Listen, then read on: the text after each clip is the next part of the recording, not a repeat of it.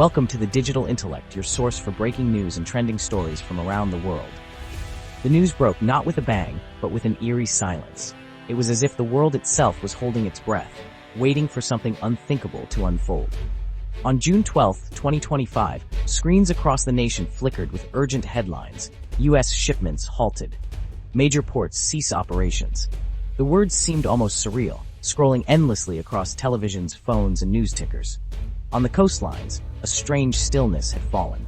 Massive container ships sat motionless, their hulls reflecting the morning sun, cranes frozen against the horizon like monuments to a world suddenly paused. The usual symphony of horns and engines was replaced by unsettling quiet. The air, once filled with the constant hum of industry, now felt heavy and expectant. This was no accident. It was a deliberate, calculated stop. Every gate locked, every checkpoint guarded, as if the ports themselves were holding secrets. At the port of Los Angeles, helicopters captured troubling images. Dozens of vessels anchored offshore, a floating city of stalled commerce, their crews waiting for answers that wouldn't come. On the docks, thousands of containers sat in neat, silent rows, packed and ready, but going nowhere. Each one a link in a chain now broken. The gates were closed. The trucks were gone. Longshoremen sent home, faces etched with worry and confusion, uncertain when or if they'd return. The economic heart of American trade had, in just a few hours, stopped beating. The lifeblood of commerce was suddenly frozen in place. Shockwaves rippled through the global supply chain. In boardrooms and factories worldwide, disbelief reigned. Orders canceled. Production lines threatened. The uncertainty was contagious, spreading from executive suites to factory floors. The intricate web of global trade was suddenly torn. What once seemed unbreakable now appeared fragile, vulnerable to forces beyond anyone's control. The flow of goods that powers our world, electronics, clothing, car parts, was cut off at its source. Factories overseas waited for parts that would never arrive. Shelves at home began to empty. For millions of Americans, the reality set in slowly. At first, it was just another headline, another story in a world already full of uncertainty. But as the day wore on, the implications became personal. Jobs, prices, and economic stability were all at risk. Families wondered how long their savings would last. Businesses questioned how they would survive. The silence at the ports was a warning, a signal that a major economic storm was gathering. The sun set over empty docks, casting long shadows over a nation on edge. It wasn't just about ships and containers. It was about every single one of us, our routines, our livelihoods, our sense of security. The world was holding its breath, waiting to see what would happen next. In that moment, the fate of global trade and the lives it touches hung in the balance. This crisis wasn't caused by nature or accident. It was the result of escalating political conflict. Behind closed doors and in public forums, leaders clashed over economic priorities, each side convinced they were defending their nation's future. Months of simmering tensions between the U.S. and key trading partners set the stage. Disagreements over trade deficits, intellectual property, and market access grew sharper with every passing week. The U.S. imposed aggressive tariffs, aiming to protect domestic industries and correct trade imbalances. These measures were touted as necessary steps to restore fairness, but they came with hidden costs. Instead of negotiation, these moves ignited a firestorm of retaliation. Other nations responded swiftly, determined not to appear weak or concede ground. The U.S. targeted steel, aluminum, and electronics. Other nations hit back, especially targeting American agriculture. Farmers and manufacturers alike braced for impact as new tariffs took effect. Suddenly, U.S. soybeans, pork, and corn became too expensive for foreign buyers. Shipments stalled, and crops piled up with nowhere to go, leaving rural communities anxious and uncertain. A cycle of escalation began, each side inflicting more economic pain. Every new tariff announcement sent shockwaves through global markets, fueling uncertainty and fear. The language of diplomacy was replaced by economic warfare. Negotiations broke down, replaced by threats and ultimatums. As trust eroded, international shipping lines faced a nightmare. Tariffs could double mid-voyage. Contracts became meaningless, and every shipment was a gamble. Fearing massive losses, major shipping conglomerates suspended all U.S.-bound shipments. The flow of goods ground to a halt almost overnight. This was a business decision, not a government order, a self-imposed blockade. Companies acted to protect themselves, but the consequences rippled outward. The U.S. had hoped to isolate rivals, but instead, it isolated itself. Once busy ports and warehouses now stood empty, symbols of unintended consequences.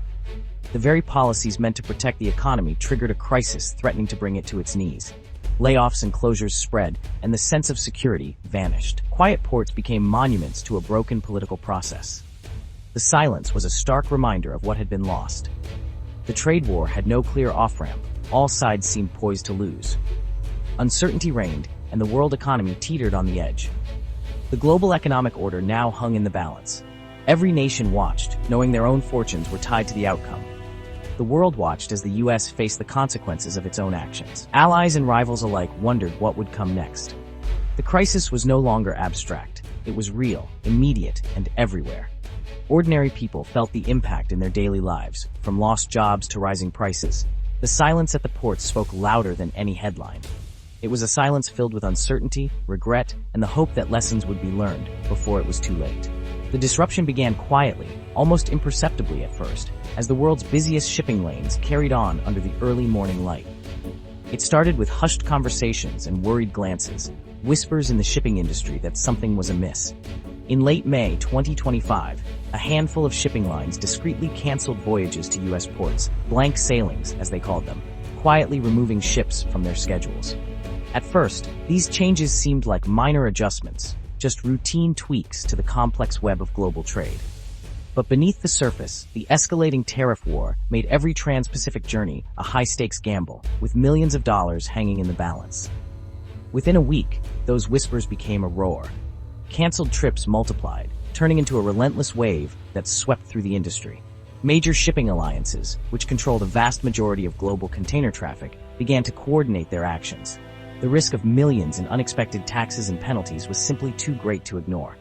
They paused services, canceling dozens, then hundreds of sailings.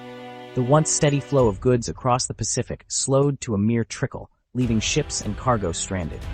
Port operators on the West Coast watched as their schedules were wiped clean overnight. With no ships arriving, there was no cargo to unload, no work for longshoremen, truck drivers, or warehouse workers. The ripple effects spread quickly. The mass cancellations created a vacuum, and economic activity seized up, sector by sector, as supply chains ground to a halt. On June 12th, the Port of Los Angeles and Long Beach, two of the nation's busiest gateways, suspended most operations indefinitely, sending shockwaves through the economy. Within hours, 5 other major ports followed suit, closing their gates and halting all activity. What began as a few quiet cancellations had now grown into a full-blown national crisis, paralyzing trade and leaving businesses and workers across the country in limbo. The shutdown struck the heart of America's trade infrastructure, silencing 7 vital ports. Los Angeles and Long Beach, handling 40% of U.S. containerized imports, became the epicenter. Cranes stood motionless, container yards deserted, billions in goods trapped offshore. The paralysis spread to Oakland, Seattle, and Tacoma, critical gateways for agriculture and tech. On the east and Gulf coasts, New York, New Jersey, Savannah, and Houston faced shutdowns. Luxury cars, pharmaceuticals, energy equipment, all stuck in limbo. The closure of these 7 hubs created a near-total blockade, cutting off the primary trade routes that supply the U.S. economy. America's main arteries of commerce had gone silent. The port closures sent shockwaves through every sector of the American economy. Farmers, already hit by tariffs, now couldn't ship what little they'd sold. Silos overflowed, livelihoods teetered. Tech companies like Apple and Dell saw their supply chains collapse. No microchips, no assembly lines, no new products. The auto industry was thrown into chaos. Plants cut off from global parts shut down, affecting thousands of jobs. Even everyday products, clothing, appliances, back-to-school supplies, disappeared from shelves. Retailers faced empty aisles and angry customers. The crisis revealed just how dependent Americans are on global trade. The abstract idea of a trade war became a daily reality for families. The flow of goods had stopped, and the consequences were everywhere. The American economy was suddenly painfully exposed. The U.S. port shutdown was the centerpiece of a global economic battle. Nations hit by U.S. tariffs retaliated, building new trade networks that excluded America. South American giants like Brazil filled the void in agriculture. China and the EU signed new deals, bypassing U.S. producers. This wasn't a temporary shift. It was a fundamental restructuring of global trade. Many countries blocked American imports with tariffs and red tape, creating a two-way blockade. Long-standing allies felt betrayed, viewing the U.S. as a source of instability. Trust eroded, alliances strained, and new economic blocs formed. The U.S., once a champion of free trade, now found itself isolated. The world was moving on, without America. The pain spread from the ports to every corner of the economy. Trucking and rail industries ground to a halt. Thousands of drivers and workers lost their jobs. Warehouses and distribution centers grew quiet. Layoffs rippled through logistics. Just-in-time inventory systems collapsed, leaving companies vulnerable. Factories slowed, small businesses struggled to get supplies, and layoffs mounted. For families, the final blow was rising prices and empty shelves. Inflation crept in. Coffee, clothing, electronics all cost more. The crisis was no longer distant. It was at the grocery store, the gas pump, and the dinner table. The headlines had become a harsh daily reality. The economic storm was everywhere, touching every life. The silence at the ports echoed in homes across the nation. Many compared the port shutdown to past crises, the 1970s oil embargo, the 2008 recession, the COVID-19 pandemic. But this was different. The oil embargo hit one sector. This choked off everything: food, medicine, parts. The 2008 crash was internal. This was an external shock, a failure of diplomacy, not finance. The pandemic was unintentional. This was self-inflicted, the result of deliberate policy choices. In past crises, governments worked together. Now they worked against each other. The 2025 crisis combined the worst of all worlds: targeted supply shock, widespread economic damage, and global chaos. There was no clear villain, just political decisions with devastating consequences. The path forward depended not on recovery plans, but on unpredictable international politics. As the crisis dragged on, its true cost was measured in human terms. Families faced rising prices, shrinking paychecks, and impossible choices. Business owners struggled with uncertainty, forced to lay off loyal employees. The American dream felt like it was slipping away. The crisis exposed deep vulnerabilities in our way of life. Our abundance rested on a fragile global system. Empty shelves and silent factories forced us to confront our dependence on the world. There was no easy fix. Rebuilding trust could take years. In the meantime, families and businesses navigated a landscape of scarcity and anxiety. The silence at the ports was more than economic, it was a human crisis. As of June 12, 2025, there was no clear end in sight. The day after the ports closed, the shockwaves began creeping through every corner of daily life. Grocery store shelves, once brimming with choices, emptied of basics by noon. Local pharmacies rationed medicines, while small shops put up temporarily closed signs, some never to reopen. On Main Street, restaurants scrambled to rework menus as deliveries dried up. Auto repair shops waited weeks for spare parts. Even schools felt the pinch, with lunch programs forced to improvise with dwindling supplies. As the days turned into weeks, the ripple effects grew. Factories idled, and the hum of production faded. Truck drivers, warehouse workers, and cashiers all faced uncertainty as layoffs spread. Even those with jobs watched their hours slashed, their savings eroded by rising costs. Played out in everyday routines, parents skipping meals so children could eat, neighbors banding together to share what little they had. The crisis was no longer distant or abstract, it was personal, reshaping communities in real time. In the immediate aftermath, hope was hard to find, but acts of quiet resilience emerged. Food banks extended hours, volunteers delivered essentials to the vulnerable, and communities found new ways to support each other. The aftershocks were harsh, but they revealed a different kind of strength, one forged in adversity, determined to persevere. As the dust settled on Main Street, a new chapter quietly began, one driven not by headlines or policy, but by the ingenuity and grit of local communities. Small businesses, once dependent on distant supply chains, started reaching out to nearby farms, makers, and neighbors. Bakeries traded bread for fresh eggs from local co-ops. Hardware stores partnered with regional manufacturers to source essential tools. Farmers markets flourished, connecting growers directly with families in need. Pop-up collectives emerged, pooling resources to buy in bulk and share among several shops. Across neighborhoods, buy local campaigns gained traction as residents rallied behind the businesses that defined their towns. Innovation took root. Some restaurants launched community kitchens, cooking meals from whatever ingredients were available, then delivering them to those hardest hit. Others turned to online platforms, offering virtual classes or curbside pickup to keep doors open and workers employed.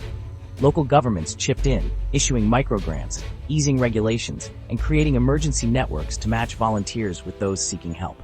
The crisis, while exposing vulnerabilities, also sparked a wave of creativity and collaboration. In the face of global gridlock, communities leaned in, proving that when the world stands still, the power of coming together can keep hope and local economies alive. As local communities rallied on the ground, the ripples of the U.S. port shutdowns reached far beyond American borders. In capitals from Brussels to Beijing, governments scrambled to reassess their own vulnerabilities and dependencies. World leaders convened emergency summits, some virtual, some in hastily arranged conference rooms, debating how best to shield their economies from future shocks. New trade pacts emerged almost overnight. Regional alliances, once dormant, gained new life as countries sought to diversify their supply chains and reduce exposure to single points of failure. The European Union fast-tracked agreements with South American and African partners, while Asian nations strengthened intra-regional logistics networks. Policy shifts followed swiftly. Some governments introduced incentives for companies to reshore manufacturing or invest in local infrastructure, while others tightened export controls on critical goods. Central banks coordinated to stabilize currencies and prevent panic in global markets. For many, the crisis was a wake-up call, a reminder that in a deeply interconnected world, the fate of one nation's ports could reverberate across continents. In boardrooms and parliaments alike, the lesson was clear. Resilience would require not just local ingenuity, but also international cooperation and bold policy innovation. The world, once content to rely on invisible networks of trade, now faced a reckoning. How nations responded in these pivotal months would shape the future of globalization for years to come. As the immediate crisis faded into memory, the world found itself standing at a crossroads. The shock to the global supply chain had exposed vulnerabilities long overlooked, but it also sparked a wave of innovation and reinvention. Economists and policymakers began to chart new courses for the future. Some envisioned a more regionalized world, where critical industries were anchored closer to home, reducing reliance on distant suppliers. This shift promised greater stability, but also risked fragmenting the seamless flow of goods that had defined the previous era. Others doubled down on global cooperation, investing in smarter technologies like AI-powered logistics and blockchain tracking to monitor and adapt supply chains in real time. New international standards emerged, prioritizing resilience, transparency, and environmental sustainability. Companies embraced circular economies, recycling materials, and designing products for longer life cycles. Trade schools and universities revamped curriculums, preparing a new generation for jobs in advanced manufacturing, green energy, and digital logistics. Recovery was never easy. Some regions struggled to regain their footing, while others leapt ahead, fueled by targeted investments and a spirit of collaboration. But slowly, the pieces came together. Ports reopened, shelves refilled, and trade resumed, though the world it connected looked very different. In the end, the crisis became a catalyst. It forced governments, businesses, and communities to ask hard questions and to imagine bold answers. The global economy, once shaken, emerged stronger, more adaptable, and ready to weather the storms of tomorrow.